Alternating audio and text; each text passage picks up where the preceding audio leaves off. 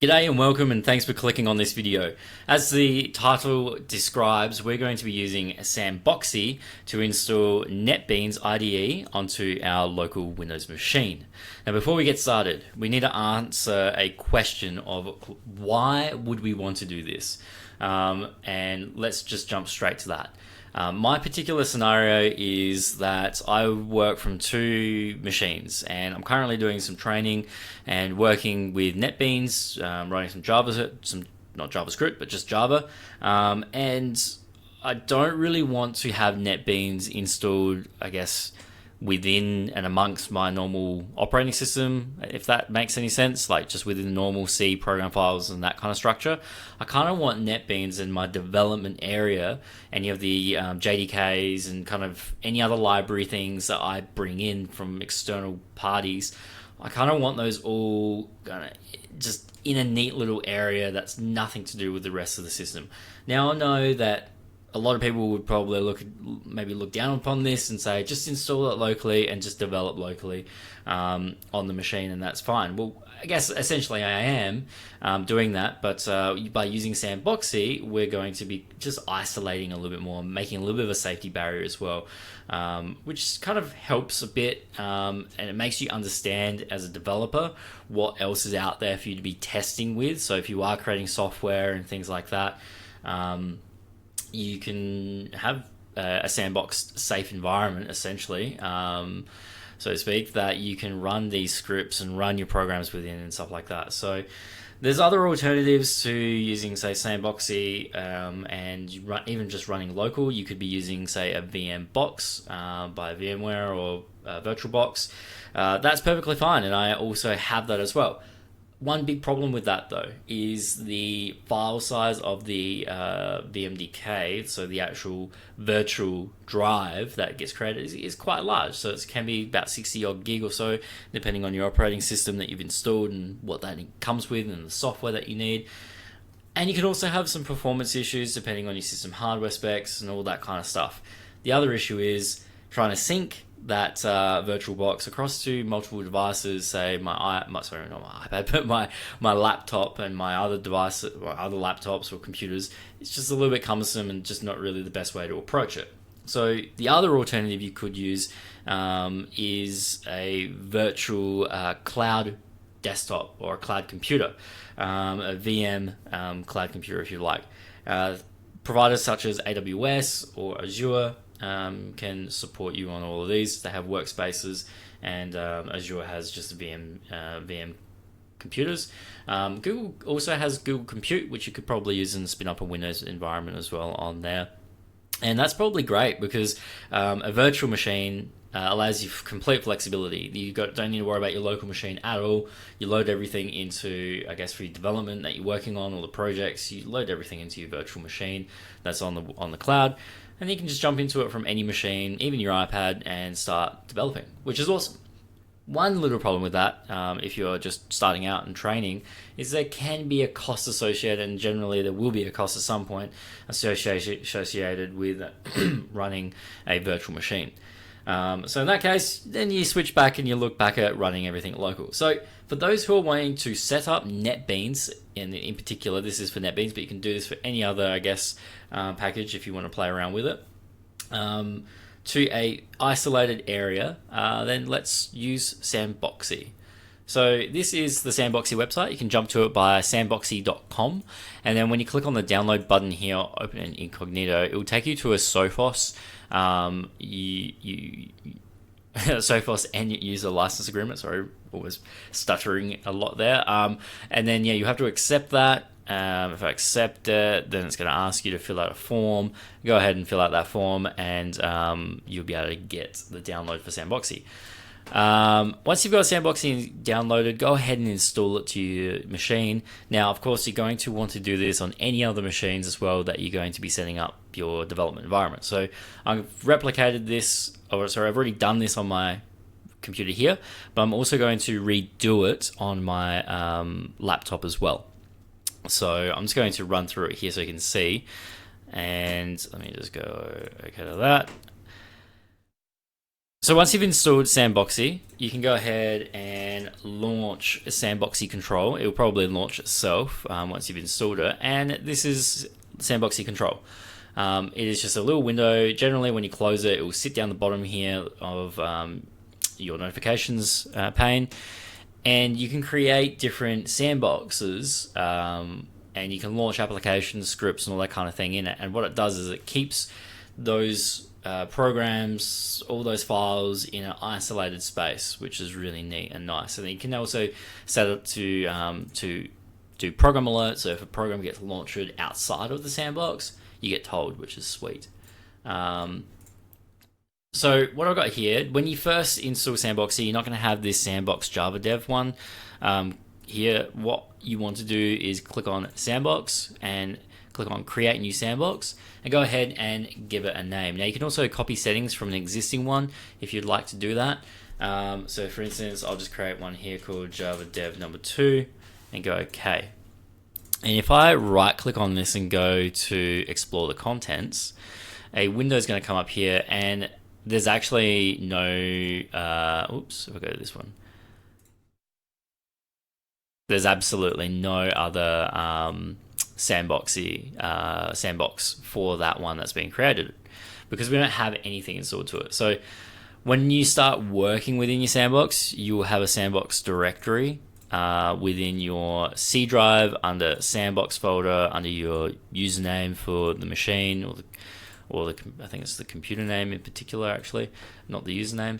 And then you'll have your sandboxes. So I've got one here already called Java Dev, and within it you'll find things like the drives that you've got on your machine. So it kind of mirrors everything about your environment that you've already got, but in a kind of isolated area. So how do we install Netbeans and say the JDK and all those kind of things to Sandboxie?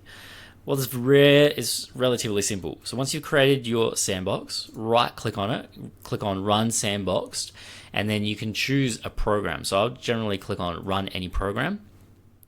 And then what you want to do is go Browse.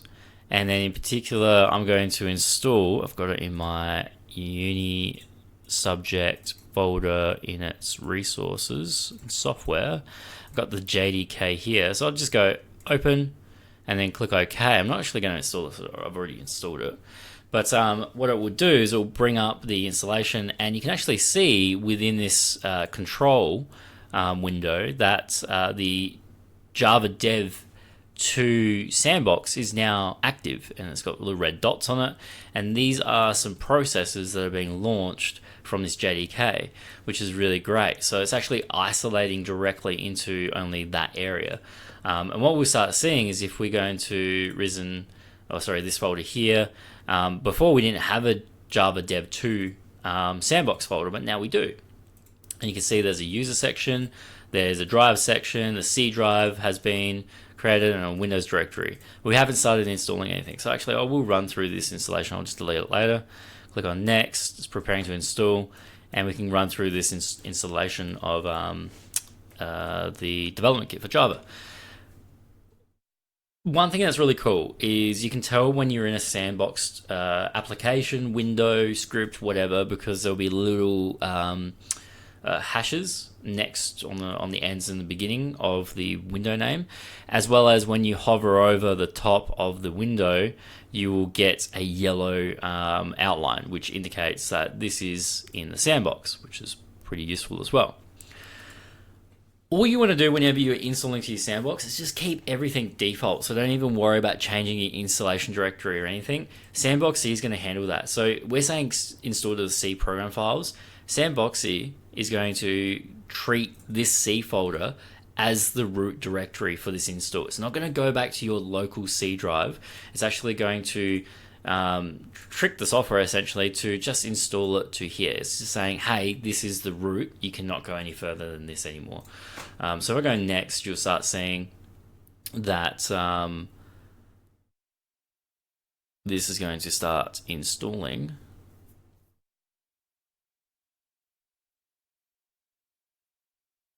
You can see a program files folder was created and the Java directory. And this, if you have a look at the actual path to it all, this is only within this C programs directory, this fake, I guess, dummy area. Then you go ahead and you can click on next, run through the rest of the JDK installation. And yeah, that's pretty well it. Once you've installed your JDK, then you can just repeat the same process of right-clicking, run sandbox, any program, and browsing to your Netbeans installation. And the process is exactly the same. Just leave the installation directory the exact same of what it would normally be doing locally, because it's just going to install it to that kind of fake C drive area.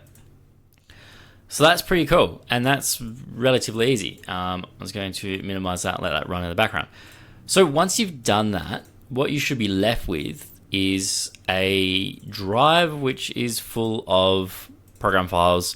Should have Java and Netbeans. Nothing else will be available within there. If you install extra things, go ahead and install it directly to that sandbox, and don't install it directly to your Windows machine C drive area in particular, like just the normal area. So how do you launch the software? Now, what you can do to launch Netbeans is just double click on Netbeans. You can go into the bin folder and you'll have the netbeans.exe right here. Now, what I've done is I've created a sandboxed shortcut. And when I double click on this, this will open the sandbox version of Netbeans. If I try to run Netbeans directly from here, you're going to get a ton of errors because the location to where everything is completely out of sync. So what you want to do is want to go create new. Actually, I'll just show you what this one looks like. You create a new shortcut by just right-clicking, create new shortcut in that folder. And the shortcut target is to the C program files Sandboxie start. Now that is installed locally in my C drive of my computer. This is non-sandboxed. Then we specify which box we're wanting to load, which is the Java Dev box. So if you have multiple different boxes for different kind of setups, you can choose which box you're wanting to use. If you want to use the default one, you don't need to reference a box here. That's the sandbox name that we created here. So from the one that we just created before, we call it Java Dev 2 if we want to.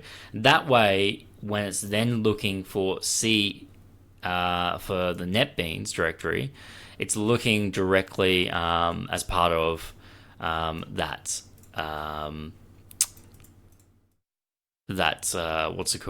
other sandbox that we just created. So that's pretty well it, to be honest. That's all you need to do to create your shortcut. And then of course what you can do is change the icon. So you can go change icon, direct that to the Netbeans executable, and then the icon has changed. Then you can of course drag this shortcut to your desktop or to your taskbar. And what will happen is, let me just close out of this Java, it's still going. I'll just terminate that Java install. Terminate, yes. And then we're going to delete. It's going to do a little check over. And go delete the contents. And remove the sandbox. So if I've got this shortcut down here to Netbeans on the Java Dev sandbox, if I just click on it, it's actually going to load. As you can see now, Java Dev has been launched, and Netbeans IDE 8.2 gets loaded up in a sandbox environment. How sick is that? That's really cool. So you got little hashes down the side indicating you're in a sandbox, and if you hover over it, it goes into yellow. To me, this is really, really great because it just allows you to separate your development area completely away from any of your production software, because you are installing different kind of libraries, development kits when you're programming. Sometimes you don't really, I guess, maybe want them to be crossing over into other areas or other ones, or you don't want one to be uninstalled, so that you can just use one for a testing purpose. So yeah, have a look at using Sandboxie. It's really interesting.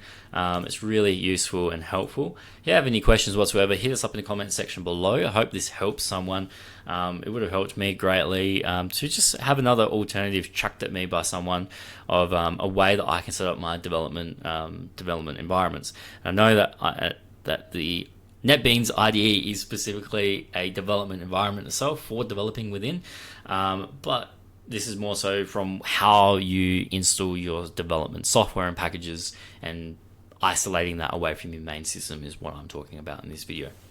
Appreciate people who leave any comments whatsoever. If it's a great comment, a bogus comment, bagging me comment, it all helps. So leave whatever, give us a like, subscribe if you want to stay up to date with any other videos I will be posting. And yeah, appreciate you watching. Cheers.